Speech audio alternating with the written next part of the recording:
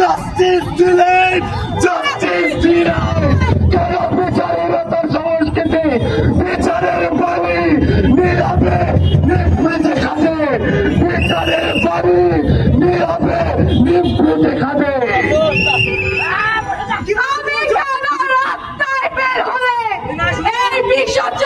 শিকার হয় কেন আমার নিজেকে অপৃশ্য মনে হয়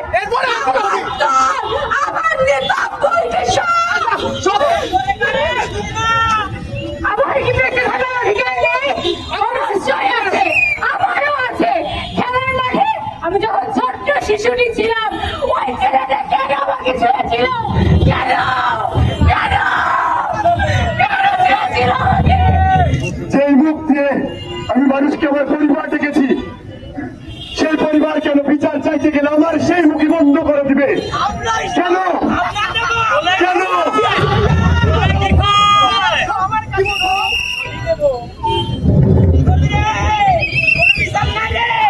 আমি শাড়ি পরবো না হেজাব সেটা আমার সিদ্ধান্ত। আমি কোনো বাসু আমাকে বাক্সবন্দি করে রাখা হবে। আমি একজন পুরুষ, আমার শিক্ষা প্রতিষ্ঠান আমার সর্বোচ্চ নিরাপদ জায়গা হওয়ার কথা। আমি একজন পুরুষ হয়ে আমার শিক্ষা প্রতিষ্ঠানে কেন নিরাপদ না? কেন দর্শকের চোখ থেকে একজন পুরুষ হয়ে আমি নিরাপদ হতে পারিনি? আমার দেশ আমার সরকার আমাকে নিরাপত্তা দিতে পারে না, পারবে না। আমি নারী, আমি আমার ধরার অস্ত্র হব।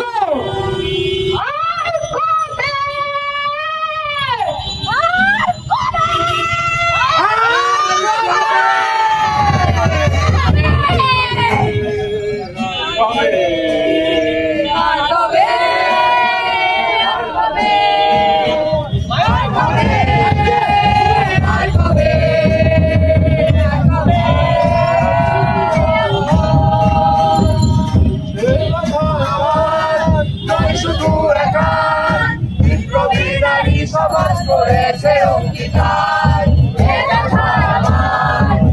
শুধু সমাজ করেছে অঙ্গীকার করেছে গান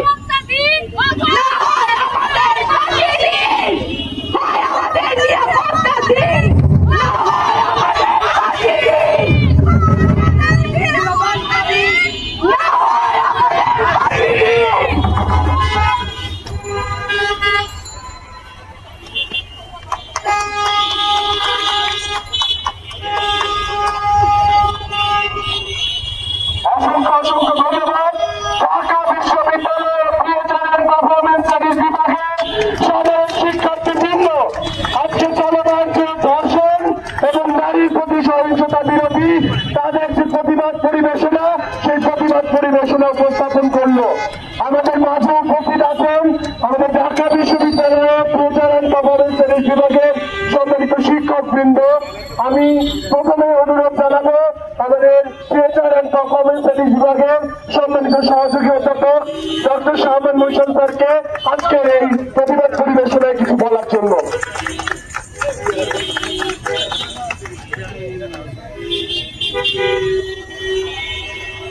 প্রথমত ঢাকা বিশ্ববিদ্যালয়ের থিয়েটার অ্যান্ড পারফরমেন্স স্টাডিজ বিভাগের ছাত্রছাত্রীরা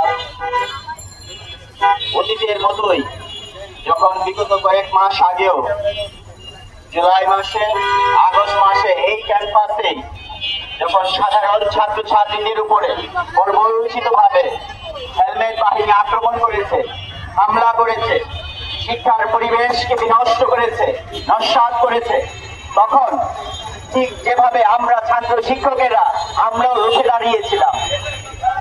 আমাদের পদভারে রাজপথ কেঁপেছে, আমাদের স্লোগানে বাতাস প্রকম্পিত হয়েছে। আজকে যখন একটা গণ অভ্যুত্থানের মধ্য দিয়ে বাংলাদেশে একটা স্বৈরাচারী টোটালিটারিয়ান একটা অথরিটারিয়ান ফেসিস্ট রেজিমের এক ধরনের হচ্ছে যে পতন ঘটেছে, তখন একটা পরিবর্তিত রাজনৈতিক পরিস্থিতিতে আমরা জানি যে আমরা একটা পলিটিক্যালি ক্রিটিক্যাল জাংশন, একটা রাজনৈতিক ভাবে একটা সংকটাপন্ন সময় অতিক্রম করছি। কিন্তু একইভাবে আমরা রাজনৈতিক ভাবে একটা আশাবাদী সময়ও আমরা অতিক্রম করছি। আমাদের তরুণদের মধ্যে এক নতুন স্বপ্নের উদয় হয়েছিল, যখন বড়দের এমনকি শিক্ষকদের এমনকি বয়োজ্যেষ্ঠদের যখন মোরাল অথরিটি ভেঙে পড়েছিল, তখন কিন্তু এই ছাত্রছাত্রীরা, এই তরুণেরাই, এই নতুন প্রাণ, তারাই কিন্তু হচ্ছে যে রাজপথে বুক চিপিয়ে দাঁড়িয়েছিল। এবং তারা কি চেয়েছিল? একটা কর্তৃত্ববাদের একটা আগ্রাসী শাসন ব্যবস্থার পতন চেয়েছিল। কিন্তু এখন একটা নতুন পরিস্থিতিতে যখন আমরা ভাবছি যে নতুন সূর্য বুঝে উঠলো, নতুন স্বপ্নের রূপায়ণ বুঝি বাস্তবায়ন বুঝি হবে, তখন কেন নারীরা নিরাপত্তাহীনতায় ভুগছে? কেন লালমাটিয়ায় একটা ছাত্র, একটা দুই তরুণী কেন আক্রমণের শিকার হলো? কেন ঢাকা বিশ্ববিদ্যালয় ক্যাম্পাস, যে ক্যাম্পাস প্রতিষ্ঠার পর থেকে সেই 1920-এর দশক থেকে উপনিবেশ বিরোধী আন্দোলন থেকে শুরু করে পাকিস্তানি উপনিবেশিক বিরোধী আন্দোলন, এমনকি বাংলাদেশ প্রতিষ্ঠার পরে গণতন্ত্র প্রতিষ্ঠার লড়াই সংগ্রামে, যে কোনো সংগ্রামে এই ক্যাম্পাস উত্তপ্ত হয়েছে, অগ্নিগর্ভ হয়েছে। সেই ক্যাম্পাসে কিভাবে কোন দুষ্কৃতিকারীরা এসে ছাত্রীদের পোশাক নিয়ে তার নিরাপদ নির্বিঘ্ন যাতায়াতকে হুমকির মুখে ফেলেছে, যে আমাদের জিজ্ঞাসা। এই বিশ্ববিদ্যালয় যেমন গত জুলাই মাসে আগস্ট মাসে তার ছাত্রছাত্রীরা এবং অনেক শিক্ষকেরও যোগ দিয়ে এই ক্যাম্পাসকে শুধু নিরাপদ করেনি, বাংলাদেশকেও বরাভয় নির্ভয়ের অভয়ের বাণী শুনিয়েছে। এখন সেই ক্যাম্পাসে যদি আবার কোন দুর্বৃত্ত সেইভাবে আমাদের ছাত্রছাত্রীদের জীবনকে উদ্বিগ্ন করে তুলে হুমকির মুখে ফেলে, তাহলে আমরা কিন্তু এর সমুচিত জবাব দিতে প্রস্তুত। আমরা মনে করি বিশ্ববিদ্যালয়ে যদি মুক্ত জ্ঞানের চর্চা করতে হয়, তাহলে মুক্তির চর্চা করতে শিখতে হয়। এই ছাত্রছাত্রীদের অধিকার আছে শির উঁচু করে বাঁচার এই ক্যাম্পাসে এবং এই বাংলাদেশে। কিন্তু আমরা দেখেছি গত প্রায় এমনকি মুক্তিযুদ্ধের পর থেকে নানা সরকারের সময়ে এবং গত 15 বছরে সেটা একটা চূড়ান্ত জায়গায় পৌঁছেছিল, শিক্ষার্থীরা শির উঁচু করে বাঁচতে পারে নাই, কিন্তু সেই শিক্ষার্থীরাই তাদের শির উঁচু করবার জন্য রক্ত দিয়েছে, প্রাণ উৎসর্গ করার জন্য বাজি রেখেছে। তো আমার এখানে স্পষ্ট কথা হলো, এইখানে কেন মেয়েরাই ভাবে ধর্ষিত হচ্ছে হঠাৎ করে? আমরা জানি যে মবকৃতি তথাকথিত উচ্ছৃঙ্খল জনতার সন্ত্রাসের নামে নানান ধরনের বিচারহীনতা দেখতে পাচ্ছি আমরা, সংঘবদ্ধ বিচারহীনতা। বলে এই যে পরিস্থিতি, এইটাকে অবশ্যই সরকারকে কঠোরভাবে মোকাবেলা করতে হবে। কারণ এই সরকার গণ অভ্যুত্থানের মধ্য দিয়ে গঠিত একটা সরকার।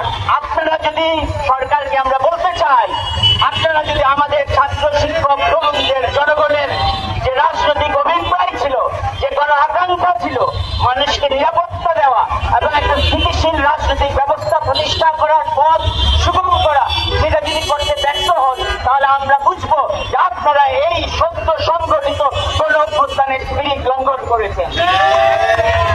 এবং যারা ধর্ষণ করছে তারা গণ অভ্যুত্থানের স্পিরিটের বিরোধী, তারা গণশত্রু।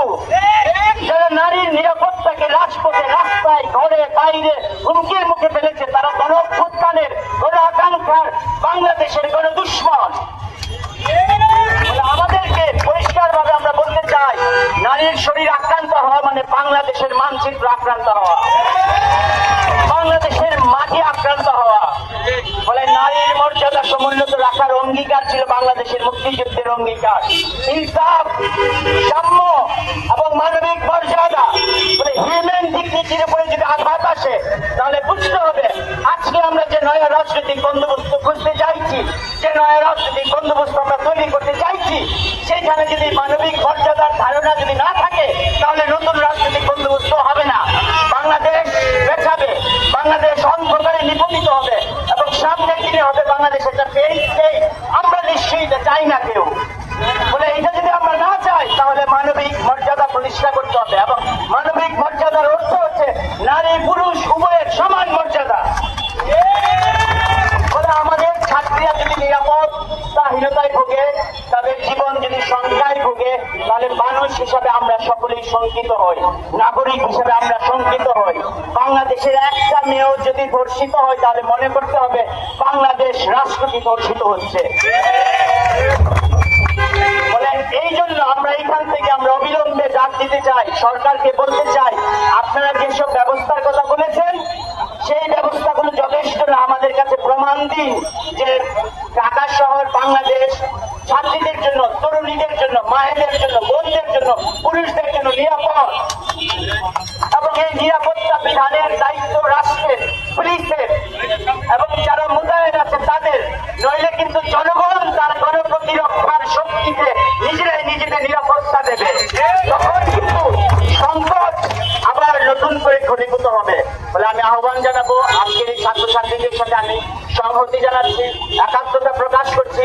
যেভাবে আমরা জুলাই আগস্টে আমরা গর্জে উঠেছিলাম, আমরা এখনো রাজপথ ছেড়ে যাইনি।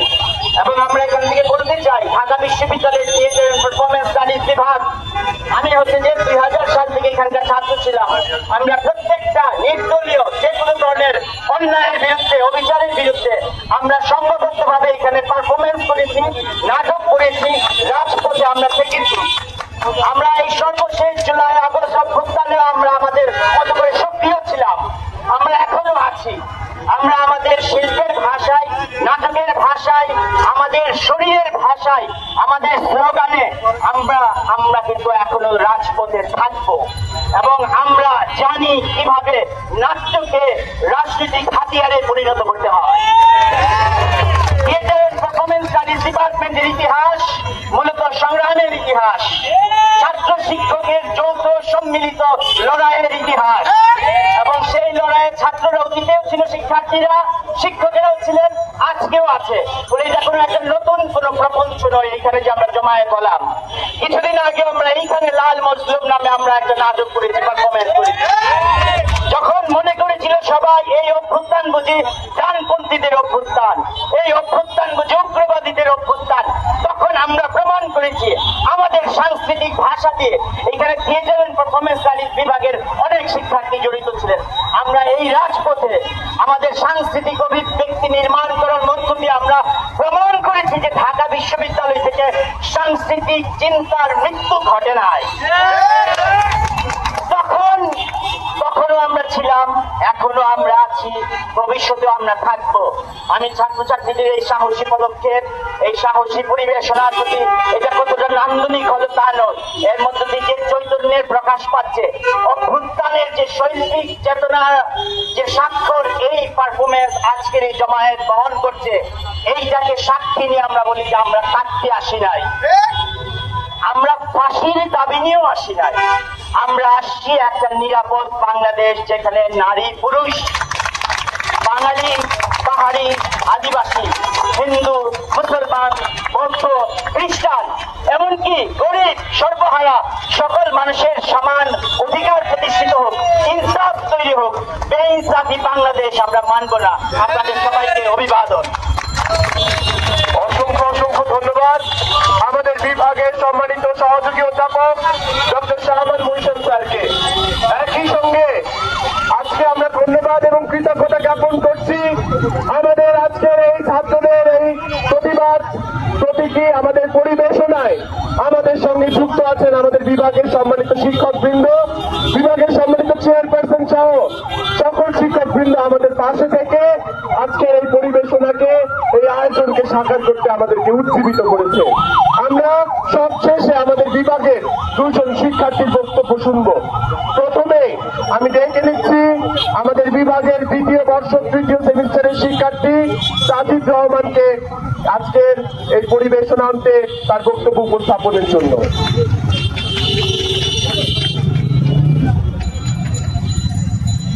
আজকে আমরা এখানে জমায়েত হয়েছি, বলছি বিগত কয়েকদিন ধরে রাজু ভাস্কর্য কিন্তু ফাঁকা নেই। রাজু ভাস্কর্য কখনোই ফাঁকা থাকে না, ঢাকা বিশ্ববিদ্যালয়ে ঘুমায় না, এই কথা শোনা যাচ্ছে সব। কিন্তু আমরা কেন হয়েছে এখানে আজকে, আমাকে দুঃখের সঙ্গে বলতে হচ্ছে আমি এই বাংলাদেশে একজন পুরুষ হিসেবে আমি লজ্জিত। আমার মা যখন আমাকে বলে বাবা রাত 8টার পর আমিও বাইরে যেতে ভয় পাই, এই কথা শোনার পর আমি একজন পুরুষ হিসেবে বাংলাদেশে আমি যখন আমার মা বোনদের নিরাপত্তা দিতে পারি না, আমি লজ্জিত। কেন স্বাধীনতার এত বছর পরেও এই ধরনের অনিরাপত্তায় বাংলাদেশ ঝুলবে? কেন একটা ধর্ষকের যেখানে প্রমাণ হয়ে যায় সে ধর্ষক, তার কোনো বিচার হয় না? সেখানে সেই ধর্ষককে কেউ যদি যে শাস্তির নিজের আইন নিজের হাতে তুলে নিতে যায় তাহলে তার বিচারটা আগে হয়, কিন্তু ধর্ষকের কখনো বিচার হয় না। তারিখের পর তারিখ আসে, জামিন পেয়ে যায়, ছাড়া পেয়ে যায়। একজন ধর্ষককে রুখতে হলে অবশ্যই প্রকাশ্যে কিংবা যেভাবেই হোক তার কঠোর থেকে কঠোর শাস্তির ব্যবস্থা করতে হবে, এবং এই দেশকে একটা নিরাপদ, যেখানে নারী পুরুষ সকলে সমানভাবে স্বাধীনভাবে চলতে পারবে, তখনই আমরা এই দেশটাকে কেবল স্বাধীন বাংলাদেশ বলতে পারবো। ধন্যবাদ সবাইকে। অসংখ্য অসংখ্য ধন্যবাদ সাজিদকে। আজকে সাজিদ যে কথাটা বললো যে দুর্যোগ দুর্বিপাকে সবসময় ঢাকা বিশ্ববিদ্যালয় সবার আগে বেরিয়ে আসে, তার দৃষ্টান্ত আমরা এবারে দেখেছি। ঢাকা বিশ্ববিদ্যালয়ের মেয়েরা তারা রাত দখল করে এই সন্ত্রাস বিরোধী রাজুতে নেমে এসেছিল। সেই সন্ত্রাস বিরোধী মিছিলে যুক্ত ছিল আমাদের বিভাগের আমাদের বন্ধু, আমাদের সহপাঠী, আমাদের বোনেরা। তার ভেতর থেকে একজন ছিল নীলিমা রাশেদ। এ পর্যায়ে আমি বক্তব্য প্রদানের জন্য আমন্ত্রণ জানাচ্ছি ঢাকা বিশ্ববিদ্যালয় থিয়েটার অ্যান্ড পারফরমেন্স স্টাডিজ বিভাগের দ্বিতীয় বর্ষ তৃতীয় সেমিস্টারের শিক্ষার্থী নীলিমা রাশেদকে। ছোটবেলায় পড়তাম বিশ্বের যা কিছু মহান সৃষ্টি চিরকল্যাণকর, অর্ধেক তার করিয়াছে নারী, অর্ধেক তার নয়। আমি শিক্ষার্থী, আমি মেয়ে, আমি নারী, কিন্তু আজ এটা বলতে ভয় হয় আমি নারী, এটা বলতে ভয় হয় আমি শিক্ষার্থী। আমার নিরাপত্তা নেই, আমি রাস্তায় চলতে পারি না, না দিনে না রাতে। দিনের বেলা নিরাপদ একদমই না। রাস্তায় বাসায় যাওয়ার সময় গলিতে দেখি 4-5টা ছেলে সুন্দর করে বসে থাকে, উপর থেকে নিচ পর্যন্ত তাকিয়ে থাকতে থাকে। তার তাকানো দেখে অর্ধেক শরীর কাঁপতে কাঁপতে অজ্ঞান অবস্থা। কেন ভয় পাবো? কেন ভয় কেন পেতে হবে? কেন আপনারা পুরুষ সমাজ এমন ভাবে নিচু স্তরে চলে